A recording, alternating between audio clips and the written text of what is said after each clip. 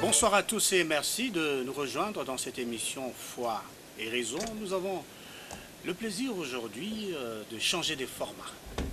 Bandeko Batali Tozane Sengo Mingi Lelo, il y a Koyamba Bandeko, il y a comité diocésain des serviteurs de la miséricorde, Penza, Bazui di Baku Linzenga, Yako Solola, et Longona Bino, na Monsieur l'abbé Hubert Katawa, les Bazali, aumônier diocésain, il y a un serviteur de la miséricorde, tout au Kabola Lelo, l'Isolo ya Kitoko Penza, au Itali Mama. Yango na koyeba pe kopesa bango mbote. Mbote. Voilà, na kanisia na plateau, tozali na Monsieur l'abbé Hubert Katawa ou Monsieur Nicolanda, et azali na bisawa, Monsieur l'abbé Mbote nayo. Mbote mingi. Voilà. Tozali pe awa elongo na maman présidente. Il y a un comité diocésain des serviteurs de la miséricorde, Tozali Aonaye, Madame Rose Keti Kidiadia. Mbote maman. Voilà. Azali Morote, Tozali Pelandeko Papa, Paul Philippe Ngoma, ou Azali vice-président. Il y a Lissangawana, Tolobite, il y a un comité diocésain, il y a un serviteur de la miséricorde, Papa Paul Mbote Nayo. Mbote Papa Dani. Voilà. Tozali pe na Madame Liliane Balabou Kabengele, voilà, na BBC Kombote Kabengele, oye azali secrétaire, il y a comité diocésain de serviteurs de la miséricorde. Maman Liliane Mbotenayo. Mbote Papa Dali. Voilà. Et c'est nous ali lelo toko maniola likambo etali mama mena mabota na biso. To éviter lelo likambo ya kokulisa bana likambo ya papa na mama oyo etali libota ezali likambo ya petete yango na toko kabolango lelo na bino na kanisite toko pesa comme on dit tout seigneur tout honneur na monsieur l'abbé Liloba pour na kotali sa biso mosala na ye ndenge accompagnaka ba papa ba mama oyo ya lingomba oyo ya comité diocésain, il y a un serviteur, il y a miséricorde. Monsieur l'abbé, Lobamboka, yotel sabiso. Pour les loli kambo tali ngolo, ezali kambo ya TikTok, ezali sango malamu, o esengili te batu bayoka. Monsieur l'abbé, Malobamboka. Merci mingi Papa Dani. Ngai nazali aumônier. Aumônier et la kisite te Nazu esika ya mama présidente, papa vice-président. Otalisi malamu mingi. Toyebi te okati ya ecclesia. Ba Kristo basimbi mosala na maboko. Biso banganga nzambe tozali wana mpo ya kotambola elongo na bango, kosalisa bango, kolakisa bango nzela kasi kosala mosala pe elongo na bango. Bongo ngai soko nazali aumônier ezali yambo penza pamba te nazali pe missionnaire à miséricorde. Ata nazalaka missionnaire à miséricorde te lisanga to lingomba na kati ya diocèse esengeli kozala na aumônier. Nganga nzambe azali kwa tata ya molimo, père spirituel. Bongo mosala na ngai ezali mingi penza kosalisa bango na nzela ya molimo. Na ntina te batikala okati ya ecclesia bapengwa te. Bongo balanda se maye mama wa biso ecclesia azali kosenge mpe kotinda biso.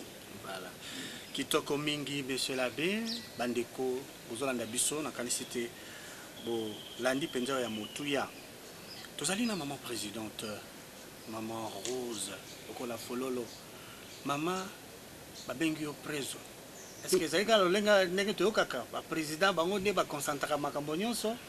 Alors beta lisolo mwa moke ya comité diocésain de serviteurs de la miséricorde. Likanisi ezalaki nini? Likambo etali ngolu ezali likambo ya esengo. Yo mpe oyambi mokumba wana talisa nano mwa moke.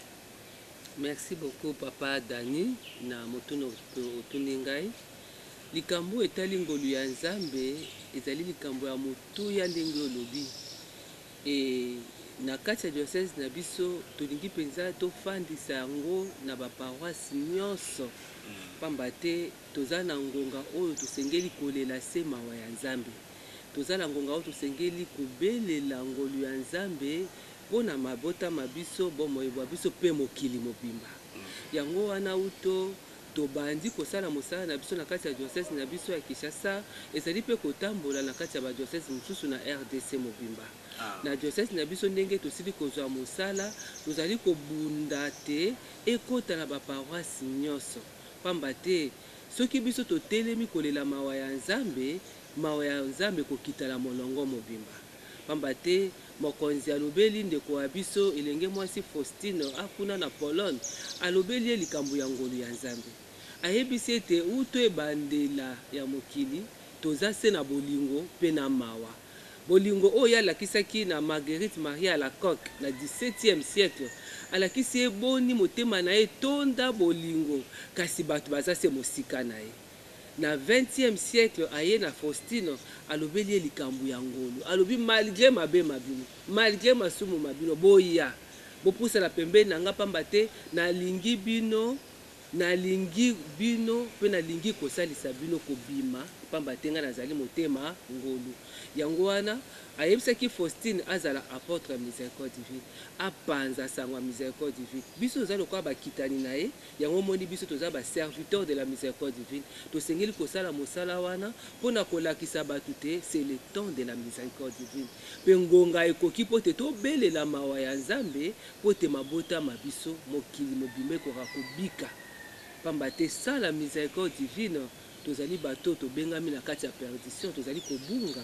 Alors ngolu ya Nzambe nde kozali mawa oyo kolimbisa biso mabe nyonso tout osali alobi ata mabe na eleki ndenge nini yobelema pembeni na ngai ateleki ndelo ate ezali moyindo lokola table mesa eye yo soko beleli pembeni ya ngolu ya Nzambe akokomisa yango pembe lokola neige. Alors kobela yango biso toza na mbela wana na komite na biso ya kosala mosala wana ya kende koyebisa bato nyonso tu na ba moyen oyo ya pesi biso na kati ya komite na biso na ba moyen oyo ya pesi biso na kati ya dévotion na biso ya kolakisa bato ngolu ya Nzambe ya koyebisa bato te tosengeli kozonga kolela mawa ya Nzambe po te mokili pe mabota na biso ebika ebonga kitoko mingi mama tozali kokoba tokozongela lisusu mpona mituna. Tozali pena papa Paul Ngombo azali na biso awa yazali vice-président ya Lingomba wa binu. Lelo tozali kobeta sete na likambo etali mama ya ngolu ya Nzambe na ndakisa waye ndenge tozali pe baboti tozali moboti tozali pe mokristo oyi kotalisa biso nini expérience na yo po lelo tebite papa bazalaka mwa hiki mwa kanza. C'est normal. Voilà. Okoyi kotalisa lisusu nini na bandeko bazolanda biso na bandako bazolanda biso pe na Brazzaville bazolanda biso okoyi kotalisa nini na likambo wana papa Paul na koloba na lopoto ndenge okanisi kitoko. D'accord. Ok, merci beaucoup Papa Dani. Oui. Chacun tel que nous sommes là a son expérience personnelle, dans son intimité avec Dieu, avec les esprits célestes. Pour ma part, ma petite expérience remonte d'il y a une bonne vingtaine d'années. C'est en 92, décembre 92. C'était à la veille c'était le 24 décembre, à la veille de la messe de minuit. Je prenais mon bain et, comme j'ai l'habitude de le faire, Je me suis mis à prier avant de me laver.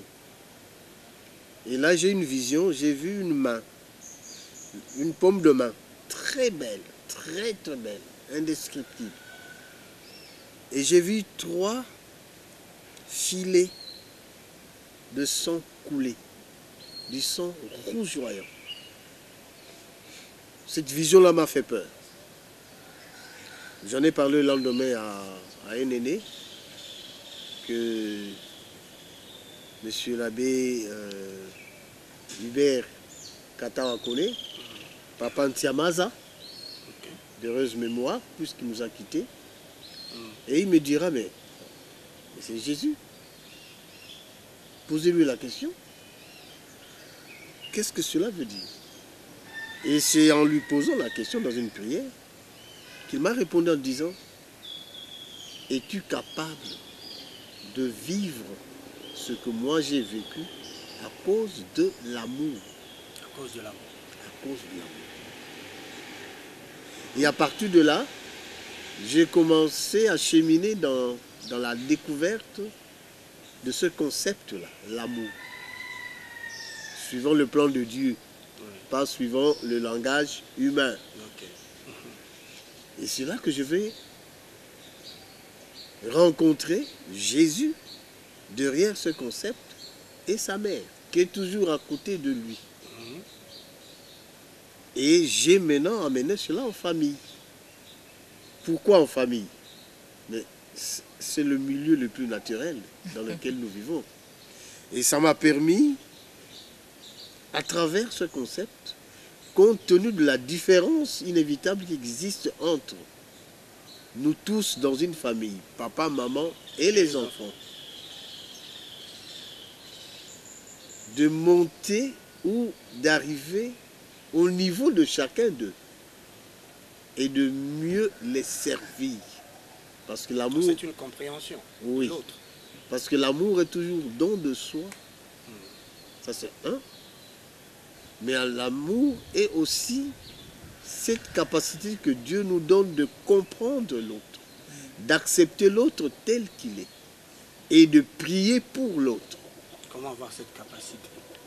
Comment avoir cette capacité? Cette capacité. Mais il y a des mots. Il y a des un mots. don de soi, ce qui n'est pas facile. Oui. Pas chose facile. Mais l'Esprit Saint est là pourquoi?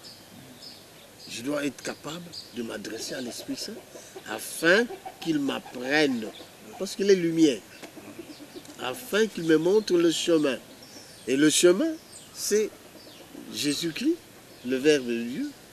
Ensuite, c'est la Mère de Dieu, qui est pour nous un véritable modèle d'amour en famille. Voilà, très bien, Papa Paul. Nakalisi telekanisi na yo ezali malamu mingi. Lelo likambo ya libota ozali na maman Liliane. Tomoni ndenge papa atalisi biso le milieu plus naturel ozali libota. Mais est-ce que penza ba maman ya lelo baza na motema wana ya ngolu? Mama soki azoli ko éduquer mwana mongongo uteli ti na balabala. Balobi oyo ezali char de combat ou bien ndenge? Ezali kosala mwa pasi. Lelo komona batali mwana boye balobi oyo elonge kokana papa na ye. Po kaka agangela mwana.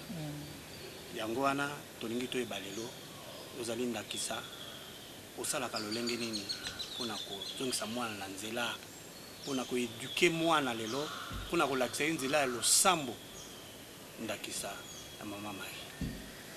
Merci mingi Papa Dani na motuna moyo tuni ngai en tant que maman pe lokola tozali komekola mama abiso mama Santo Maria. Na nzela ya ngolu ya Nzambe etalisi ngai lolenge kani nakoki kolakisa bana na ngai ezalele ya malamu. Lolenge kani nakoki kopesa bana na ngai etumbu, lolenge kani nakoki comprendre bango, lolenge kani nakoki kotalisa bango soki basali mbeba. Ya liboso na nzela ya etinda ya monsanto na biso tozali kokomela santo, kozali kolanda Santo Faustino alakisi biso ya liboso losambo. makambo manso ezali pete te na bomoto boye. Soki mwana asali mabe epa na ngai na nzela losambo, nakosala d'abord liboso, nakosala réaction ya bomama, réaction normale ya bomoto. Mais nakozala mpe na mwa bokebi pamba te mwana wana ayebi ke ngai nazali mama okati ya lingomba ya ngolu ya Nzambe. Réaction na ngai oyo nakosala vis-à-vis na likambo oyo asali ekosala d'abord ya liboso eza compréhension. Pour na kati ya lingomba na biso bazolakisa biso ke nous devons d'abord comprendre l'autre ndenge ndeko na nga ocholoba. Na komitia na place ya mwana wana. Eloko nini etindi ye ke ya réagir ndenge wana. Ya mibale na kopalela ye na ngonga esengeli. Niti biso na libota na ngai mingi tosaka losambo na bana na pokwa. Nakozela na pokwa papa mama pona tango wana bana nyonso basi en famille, hein? La prière en famille. Et bana nyonso basi bayebi déjà losambo bayebi chapelet à miséricorde divine. Alors soki lelo tosambeli na bango na sima losambo tozalaka na mwa dialogue, hein, tout autour ya évangile du jour. Bongo epa na biso tolobaka na bana ba critiquer biso. Moi échange. Moi échange. Komona mwana siko likambo oyo osali wana. Soki ngai nazalaki place na yo yoza mama nga naza mwana olingaki kosala ndenge nini. Nakopesa ndakisa natikaki basani eke mwana sukoli yango te. Nayebi eloko nini empêchaki ya sukola yango te, mais nakanda na ye nakuti basani eza salite mama nyonso asala nini akosala nini aganga. Mais siko soki mwana a expliquer na yebisi mwana nga soki yo okutaki basani salite na place na ngana mwana ye moko apesi ngai eyano. Ndiko na eyano wana nde nakoloba na yeke omoni ke ngai sikoyo osali nga mabe. Mingi mwana sengi bolimbisi eleki bongo. Po biso mingi lokola tozali pe kofutela tozali na ba porte ebele tango mususu yo gangi mwana kaka koloba kaka ye wana mutu ateyaka ngolo ya Nzambe ye wana pe mutu aza kongalisa kuna. Alors vraiment eza lokola garde fou losambo wana tosalaka na pokwa nde ezali ko permettre biso ke tosala échange wana pe na boboto nyonso. Kitoko mingi Maman Liliane tozongela moke Nganga Nzambe la Kisaki Azali aumônier diocésain, il y a comité de serviteurs de la miséricorde. Monsieur l'abbé, on aimerait un peu revenir un peu sur cette notion de miséricorde divine. Parce qu'on a vu combien c'est important aujourd'hui où il y a la pauvreté, il y a les conditions difficiles de vie. Les gens un peu perdus ce sens-là de considérer ou de voir l'autre. C'est un peu l'égoïsme. Tolérer même. Chacun pour soi, Dieu pour tous. Voilà, monsieur l'abbé. Oui, voilà. Quand nous parlons de miséricorde, nous devons penser à deux choses. D'abord, on fait allusion à cette sensibilité. Je suis sensible à la misère. Devant la misère, je ne peux pas rester indifférent. Ouais. Et vous avez parlé de ces peuples qui souffrent, qui est pauvre. Je ne peux pas rester indifférent. Alors, ne pas rester indifférent signifie agir. Ah oui. Agir, intervenir. Et pas seulement constater. Intervenir efficacement, concrètement, en imitant Dieu lui-même, qui a vu la misère de son peuple, hein, et il a entendu les cris, hein, de son peuple, et Dieu a agi concrètement en envoyant son Fils Jésus. Et nous sommes disciples du Christ. Nous sommes disciples. Et le disciple imite le maître. Le disciple doit d'abord deviner le comportement de son maître. Comment ça? Oh. Parce que ça, j'ai deviné. Oui, voilà. Je devine. Oui. Maman Liliane a dit ici, Oui. Il lui arrive parfois de poser la question à l'enfant. Si toi tu étais à ma place, qu'est-ce que tu aurais fait? Et le disciple aussi doit se poser cette question-là. Le Christ, qu'est-ce qu'il aurait fait devant cette misère qui crie, devant cette pauvreté qui extermine? Alors, je devine, mais en même temps aussi, il doit imiter le maître, mais pas partiellement. Il doit imiter le maître totalement, totalement. Voilà pourquoi Papa Ngoma, je l'ai rejoint, Papa Philippe Paul, Oui. quand il a dit servir la famille. Et je vois la misère qui est en train de détruire la vie, et moi j'interviens pour arrêter cela. Et concrètement, devant la pauvreté, j'interviens. Mais intervenir signifie quoi? Intervenir. Intervenir signifie, ici, je dois apporter quelque chose. Mais que dois-je apporter? Oui, que dois-je me savoir parce que Que des fois on se dois-je sent apporter? incapable d'aider. Ah, moi, j'irai encore plus loin en disant, qui dois-je apporter? Qui dois-je présenter? À qui dois-je me référer? Et ça, c'est pour parler du Christ, non? Pour parler du Christ, nous sommes tous des porteurs du Christ. Nous avons parlé de Marie, notre mère de miséricorde. Oui.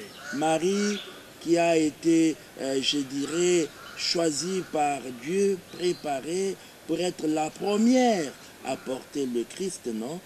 Oui. Mais ne l'oublions pas, chaque fois qu'il y a un nouveau baptisé, il y a aussi un nouveau nom. Au jour de notre baptême, on ajoute un prénom, non? Chrétien. Mais le prénom que tous nous devons porter, que nous portons sans le savoir, c'est le prénom de Christophe. Christophe. Christophe, nous sommes tous des Christophe. Christophe signifie porteur du Christ. Nous tous, nous portons le Christ. Alors, porter le Christ, c'est pour le donner aux autres, comme la Vierge Marie. Et nous portons le Christ, cela signifie que nous vivons aussi de sa présence. Lui qui est miséricorde, nous vivons de miséricorde. C'est pour cela qu'une mère de famille, un père de famille, quand il intervient, c'est dans ce sens-là. Il faut apporter le Christ. Mais le Christ, quand on le donne, mais c'est la joie, non? C'est la joie. Comme Marie, en visitant Élisabeth, elle qui portait le Christ, c'est la joie. Alors, la joie devant la pauvreté, devant la misère, ça signifie qu'il y a quelque chose de concret que j'ai donné pour que la personne qui souffre de faim puisse se réjouir et glorifier Dieu. Voilà. Très bien, monsieur l'abbé. Mesdames et messieurs, nous continuons, nous progressons avec vous dans cette émission Foi et Raison. Vous qui nous suivez de Kinshasa, de Brazzaville et de partout. Et oui, à l'exemple Marie, je le rappelle, nous recevons pour vous, ici en présence, il s'agit du comité diocésain de serviteurs de la miséricorde. Et nous sommes aussi avec le staff. Nous avons la maman Rose Keti Kidiadia, maman, tout le monde ndenge monsieur abe atalisi biso motuya ya ngolu na ndenge ya kokaba Kristo na bato. Tozali na mabuta ezali facilité lelo ndenge totalisaka que tozala penza bato ya solo c'est la BP anyati alobi ezali engagement moko partiel te mais total. Otalisi nini na babuti bazana biso o pe balobi tolembi ezala ndenge misale komi pasi salaire ezokoka te makambo eza mpe mwa mingi otalisi nini ya bandeko bazwa na biso. Merci beaucoup Papa Dani. na likambo oyo mesaba uti koloba likambo etali partage nalobaka ngo ntango nyonso soki lelo mokili na biso ebebi pamba te tokoma kokolisa bana na mwa etenzi ya sani moko biso ntango tokolaka tozalaka kolia lisanga te tozalaka kolia lisanga tokoli batie biso sani esika moko biso nyonso totie maboko na sani oyebi soki ozotia maboko na sani moko bato nyonso ezokolisa bolingo lelo egoïsme ekomi makasi mpo moto na moto aza na oyo aye ata na ndako tokoma mwana na mwana na sani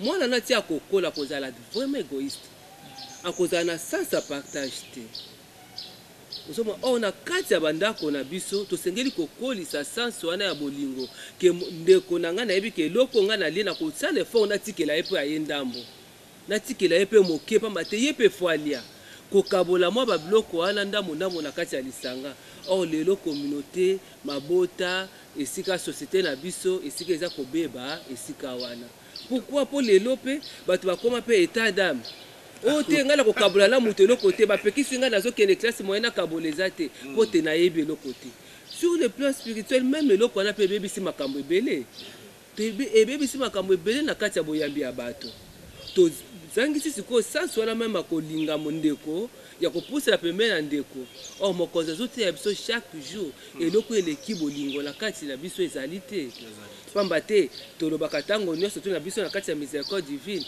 mokonzi aza na nkombo se babale bolingo na bolumbisi pardon soki nafandisi bolingo soki nkombo ya nzambe liboso c'est l'amour et deuxième nkombo na ye c'est la miséricorde de pardon pamba te bolingo soki ezali makasi oza toujours na sansi wana ya kolimbisa ndeko mpe okolinga ndeko no okolinga teke ndeko no lelo azala na pasi okolinga teke ndeko no lelo azanga eloko akolia motema nde banda kobeta o ntango nyonso tokoyeba ke nasengeli kokabola na ndeko na ngai mais soki toza kobunda etumba na kati ya société na biso te société ezokotaka na kati ya mabe ezokota na kati ya égoïsme ezokota na kozanga koyeba kosunga ndeko bolingo esika ezangi esika na mpe nzambe azozala lisusu te malgré losambo eza eloko ebele malgré toza kosambela boni soki modele nini mais lokola bolingo eza kozanga biso na kati yango ozomona makambo mpe ebele eza kotambola bo esengeli te ya solo mpenza mama rose nakei mbala moko epai ya mama nazo te papa Paul nakei pa mama likambo te po likambo wana eza mpenza motu ya likambo ya éducation ndenge mpe tozali na mama Marie toyebi te likambo ya éducation ya transmission ya foi to ya boyambi eloko ma likambo moko compliqué mwana ayoki mama ayoki baboti ayoki na misa nayoki bandeko ya balabala ayoki mpe likambo lelo tozali na bapareil makambo ezali mpe mwa mingi parce que otalisi nini mais foi osengeli kosala bamama oyo bazali bute na problème wana ya boyambi ya bana bango lelo otalisi nini mama encore une fois merci papa Dani namoni oza olingi koyeba mpona likambo etali transmission de la foi na ngolu ya nzambe na mateya oyo ngolu ya nzambe ezali kolakisa biso mpona kotransmettre foi na biso na bana na biso bayeba na kozwa baarme oyo bakoki kose défendre nango na libanda contre éducation diffuse ezali ka moko esengeli d'abord biso baboti nkai na papa tozala ndakisa parce que soki mwana olingi amekola yo il faut nanu yo moko ozala ndakisa surtout na ntango ya lelo bana na biso bayebi koleka biso bazo apprendre so bakei na baécole bazo apprendre makambo mosusu etali religion etali foi et tout ça. Alors la meilleure façon où tokoki kosala ko transmettre cette foi ezali d'abord biso moko. Ça veut dire quoi? Ezana baboti mingi baza na ba sujet tabou. Baboti mingi baza ba parfait. Baboti mingi baza bangonde babanda kozwa ba 90%. Mwana esengeli otalisa wa eloko wana eza vraiment mabe. Mwana esengela yebake mama azote yanga ngola nzambe parce que ye moko azaki zaché. Nazaki kosala na direction ya impôt, nazalaki koya na mbongo ya corruption, et un moment na ebisi bana na ngai polele comme ça. En tout cas bana na ngai nakutani na Yesu. nakutani na Yesu motema na ngai eziki nakoki kokende lisusu koyelaka bino madesu ya corruption te mwana wana ekozala vraiment très fort mpona ye. Mama na biso elle a osé dire à haute voix que azwaka corruption. C'est net. Mwana ndenge wana ye pe soki akutani na likambo bongo akopartage yango facile. Mais lelo tokoma na religion wana oyo akolakisa boboto bondeko, mais entre temps ozovivre eloko mosusu. Neti ngai par exemple na libota na ngai bana bayebi ke mama azalaka na rigueur. Bayebanga na rigueur, mais pourvu que rigueur na ngai ezala bolingo pe ngulu. Po soki nalobi mwana oyo namoni lokola komi kosala na Vodacom yende mutu akoma kolesa ngai ata aye na retard na ndaku te ngolu nayokele ngolu te nakotalisa ye ke ntango nga pe nazalaki jeune moboti na ngai jour tel nazongaki tard tala oyo ekomelaki ngai ndakisa wana nde kosala ke mwana azwa mwa kokeba ke nafanda na banda kodikte ye. Allez, fais ça. Mwana oyoka malamu te. Mais malamu na vivre yango. Bana loba maman na biso na nzela ngolo nzambe a changé. Na sepeli mingi. La réalité tozali kokoba na bande ko zonda biso. Papa Paul. Vous avez suivi je vous ai vu religieusement maman parler justement de l'éducation des enfants qui notamment beaucoup d'éléments. Heureusement, je vois que vous êtes outillés dans votre communauté. Mais en tant que père, dans des moments difficiles de crise avec les enfants, quelle attitude affichez-vous, Papa? Ok, merci beaucoup, Papa Dani. Oui. En tant que père, en regardant seulement cet immeuble qui est devant nous, savez-vous qu'il n'y a pas de fer à béton ici? Vous le savez. Et pourtant, pierre pour pierre. Et cet immeuble tient bon. Oui, oui. Vous pouvez deviner son âge? En tout cas, plus âgeux que nous. Ça, c'est sûr. Ok. Cela veut dire, en tant que père, ce qui me soutient dans mes actions de père, c'est ma foi, c'est la prière. Et je ne le dis pas pour plaire à je ne sais qui, non. Je le dis de conviction, d'intime conviction. Et c'est pour ça que je me retrouve avec Monsieur l'abbé, tout en étant aumônier, c'est un ami. Ok, ça, je peux me permettre de le dire.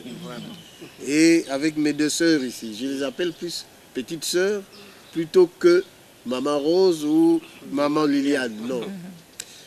Quand un père sait qu'il a son Père céleste et qu'auprès de celui-là, il peut tout obtenir parce qu'il est tout, alors les difficultés inévitables qui surviennent dans la gestion de la famille, dans l'éducation des enfants, cessent d'être insurmontables. En somme, la difficulté dans l'éducation ou la difficulté dans la gestion des problèmes qui viennent en famille, cela vient du fait que, comme on dit en français, autre temps, autre mœurs. Ah oui. Moi, je suis d'une certaine époque où l'éducation était telle. Systématisée. Aujourd'hui, c'est une autre époque. Vraiment. J'ai même dit à mes soeurs ici que nous venons de faire 3 semaines. Ça, c'est la 3e semaine à la maison. Nous n'avons pas de télé. Oui, oui, oui. Nous n'avons pas de télé. Ok. Et on s'est rendu compte que ça commence à nous unir petit à petit. Comment vous avez réussi ces paris-là? C'est compliqué quand même. C'est une décision ferme. C'est une décision ferme. Okay. Nous nous sommes rendus compte qu'il fallait mettre fin toutes ces choses-là que nous croyons indispensables, Oui. alors qu'en réalité, elles ne sont que inutiles, entre guillemets. Entre guillemets. Hein? Entre guillemets. Surtout par rapport à la communion familiale. Voilà. Et sans ce recours à Jésus, sans ce recours, parce que c'est Jésus qui nous a montré le chemin. Lui s'adressait toujours à son Père.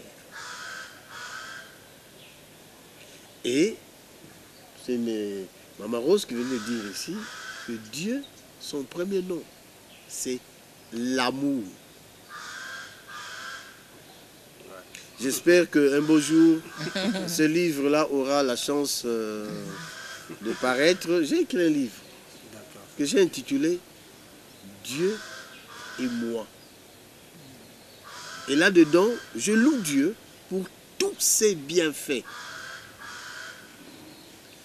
Alors, non seulement Dieu est amour, mais j'ai découvert ensuite que, au nom de l'amour, je ne vois pas ce qui peut me vaincre, puisque l'amour est avec moi. Il n'y a pas de sentiment de foi d'autocondamnation. Vous êtes à l'aise avec l'amour de Dieu. D'accord. Vraiment, nous poursuivons comme le temps aussi nous est imparti. Avant de prendre M. l'abbé, je reviens à Maman Rose. Pour Salimo Mouké, pour Talisa, moi, structure na bino, na bandeko bazolanda biso na bandako. Pour moto makona, est-ce que c'est ngeli asala test examen d'état? Bien, ils ont ndenge siège ezali wapi? Pour les solo Mouké, ceux qui peuvent m'arroba moi l'histoire de Mouké nango, hein, tu peux sur moi maroba pour te au solo na bandeko bazolanda biso na ngomba Kinshasa puis na bamboka misusu. Merci beaucoup Papa Dani. Eza occasion moko ya kitoko oyo tozwi mokolo mwa lelo pamba te susi na biso ezali yango. Ya solo lingomba ya miséricorde divine lelo tokokoloba tokisi déjà plus de 10 ans, mais na kati ya diocèse na biso toza kaka na 22 paroisses. Oyo pa na biso toza komona ngo eza penza moke. Pamba te lokola lobaki ne bandeli ke tosengeli kobelela mawa nzambe bisika nyonso tu omoni kadi tosalaka chapele ya mama ndenge tosengeli mpe kosala chapele ya miséricorde divine quelle que soit dévotion na yo ozali okosengeli kosala dévotion chapele ya miséricorde divine mpona kolela mawa ya nzambe mpona mokili mobimba mpe mpona yo moko mpe libota na yo. Siège na biso tozalaka na Sacré-Cœur. Na Sacré-Cœur tozali tokutanaka surtout chaque deuxième samedi du mois tozalaka na Sacré-Cœur soba koki kokuta biso na baparoisse surtout tozala mwa baparoisse ebele ngai naza na paroisse Saint-Benoît na Lemba, Papa Paul aza na Saint-Ignace, Saint-Albert, Mama Liliane aza na Saint-Ignace. Mais problème na biso ezali lelo toyebake ngolo ya nzambe esengeli ndenge nalobaki ebandeli ekota bisika na baparoisse nyonso pamba te tobelelaka ngolo ya nzambe na ngonga ya 15 heures. 15 heures ezali ngonga nene na biso eza heure munene ya ngolo ya nzambe, c'est l'heure de la grande miséricorde. Na ngonga wana mokonzi alobi nyonso bokosenga ngai engebene na volonté na ngai na kopesa bino. Talaka siko na ngonga likambo eza monene ya pandemie toza nango soki penza bato nyonso tosali lokola Pologne esalaka Pologne babetaka ngonga na 15 heures. Soki 15 heures ebeti Pologne mobimba bayebi ke c'est l'heure de la grande miséricorde pe basengi mawa ya nzambe na ngonga wana. Alors soki pe biso lelo na diocèse na biso tobandi 15 heures na baparoisse nyonso tu na mutu nyonso esika yebi ke ngonga 15 heures ebeti c'est ngonga o mokonzi akabaki bomoyene mpo na biso nakoti se Papa Dani. C'est na ngonga wana nde nzambe andimaki kokaba bomoyene mpo na biso na ngonga wana nde alingaki kotika mokili mpo te ye lelo akufa biso tozwa bomoi mpe na ngonga wana alobi belela ngai na ngonga wana yo senga ngai na ngonga wana oyo kosenga ngai na ngonga wana na kopesa bino engemene na volonté na ngai bien sûr pamba te na image wana bakoki kotalisa biso image ya miséricorde divine toza mpe na nsima na yango awa esika awa akomi asengaki Faustine bakoma Jésus j'ai confiance à toi alobi bokosengeli kozala se na confiance na pamba te apesi biso vase wana ya kotoka na kati ya oseya monene ya miséricorde divine esilaka te alobi na biso eloko moko kaka bizala na confiance quel que soit les problèmes oyo ndenge eza kodérange biso mikolo ya lelo confiance kaka epai ya mokonzi mpe eloko apesi biso ya motuya yango wana yo ozala na confiance kotoka bagrâce oyo esilaka te na makila na mai ebima na motema na ye oyo esala mbu monene ya ngolo ya nzambe esika baza kosopa bagrâce na ye ebele yango biso susi na biso lelo baza koyoka biso tolingi esika nyonso toza na monie na biso awa toza koloba toza na ye lisanga ayebi problème na biso ezali soki ete lelo ekoti na baparoise nyonso ekozala esengo makasi mpo na biso ntango bato nyonso bakobelela ngolo ya nzambe na 15h mabotama biso ekobika mokili na biso ekobika mpe makambo nyonso to mike mike ezali bamaladi ebele eza kotelema o nzambe wana koyoka mawa mpe ekosila matondo mingi nakanisi te bandeko balandi Benza. Monsieur l'abbé, on va clôturer avec vous édition spéciale, Foi et Raison, justement, où nous parlons de la miséricorde divine, mais comme structure ici dans notre diocèse, archidiocèse, votre mot en tant qu'aumônier, et puis votre message en tant que missionnaire de la miséricorde. Voilà, on va finir par là. En tant qu'aumônier, ngai nakozongela maloba mama présidente apesi kisasa ezali monene baparoise bebo tozali bobele na baparoise 22 ngolo ya nzambe esengeli epalangana bolamu eleki ngolo ya nzambe ezali te nayoki tango tolobaki makambo napesaki ndakisa makambo etali ngolo nalobi komona pasi ya moninga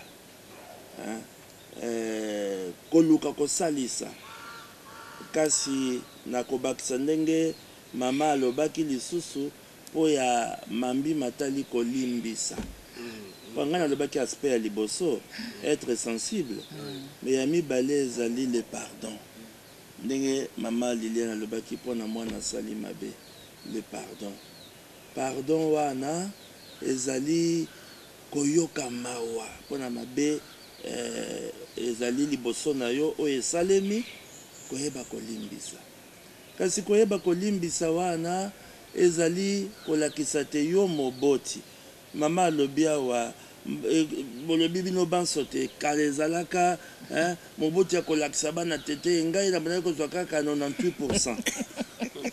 Nzokande esengeli mpe mwana ayeba te na mokili lelo okoki kosala malamu lobi mpe okwei oyeba nde kotelema kosala makasi kokende liboso yango wana nakoloba te biso baye tozali baboti tokutani na Yesu Kristu pamba te papa Philippe Paul alobi ye ezali boyambi na ye nde ezali kosala te makambo manso mana asalisa libota alakisa bango bolingo na kati ya losambo nyonso wana elakisi te tokutani na Yesu soki okutani na Yesu azali bolingo ayebisi biso kombo ya nzambe ezali bolingo okutani na Yesu azali bolingo kasi bolingo wana eza esengo ya kokutana na Yesu esengo wana okotika yango mpona yo moko te okomema yango okaboli omemi yango na kati ya libota bongo na kati ya libota soki mwana asali mabe mbebe epesaka mawa te epesaka bobangi bongo yo okomi instrument ya libération na maboko ya mokonzi olibere na bobangi wana olibere ye mpe na ndenge tokoloba désespoir te ata lelo azwi te loba sala makasi lobi okozwa bongo nalingi na bakisa mpo ya kosukisa ndenge mama Rose alobaki toyeba kolakisa bana kokabola mama Maria eloko kolakisa biso ezali kokabola ozwi Yesu kaba Yesu quand nous parlons de la miséricorde est toujours liée à la mission. Et ça, bien privé pour Nabiso te. Na tango ya kalezalaka bokolia boche sani ya fufu esika moko. Siko bazu mwa misuni bache bino na maboko, mais pondu bokocha esika moko. Siko yo yo moko otala te ye aza leki na nga te ye aza na monoko moke sikoyo batindi yo te mais yo moko olobi natikela ye sikoyo elingi esila bo natikela ye bongo égoïsme wana biso moko nde sikoyo toye kosala te eya makasi kolakisa bana bolingo ebandaka na kati ya libota. Voilà, merci beaucoup na bande ko bolandi biso pe lelo to sala ki édition spéciale omoni bilongi ya kitoko pe belé awa na manaka na bino foi raison to pesi longonya mingi na maman présidente ya comité diocésain de serviteurs de la miséricorde Madame Rose Keti Kidiadia, Otopesi Longonia, maman. Merci beaucoup. To kanisipe na Papa Paul, Oyazali vice-président. Il y a comité diocésain des serviteurs de la miséricorde, Papa Paul Philippe Ngoma. Merci beaucoup. Merci beaucoup. Pe maman Liliane Balabo Kabengele, Otopesi Longonia, Yazali secrétaire. Il y a un comité diocésain de serviteurs de la miséricorde, Longonia Mama. Merci mingi. Répondre à l'invitation de Bissot. Pena Bomesano, Longonia Mingi, na Monsieur l'abbé Hubert Katawa, pour Nandenge, Atalisaka, toujours Ngolo, Tolandaka Pebe émission, Ndenge Nalomesano. Totondi Bino Botondi, toujours rendez-vous très prochainement pour Tétoué, Bako Koba, Nako Palingi Nasangot, pour Esengeli, pour Teboya Bisope, et Bako Zabo Pikiriki. Atondo Mingi, Botikarabala. Nazali kote kuna, okili na biso ezali kokende wapi.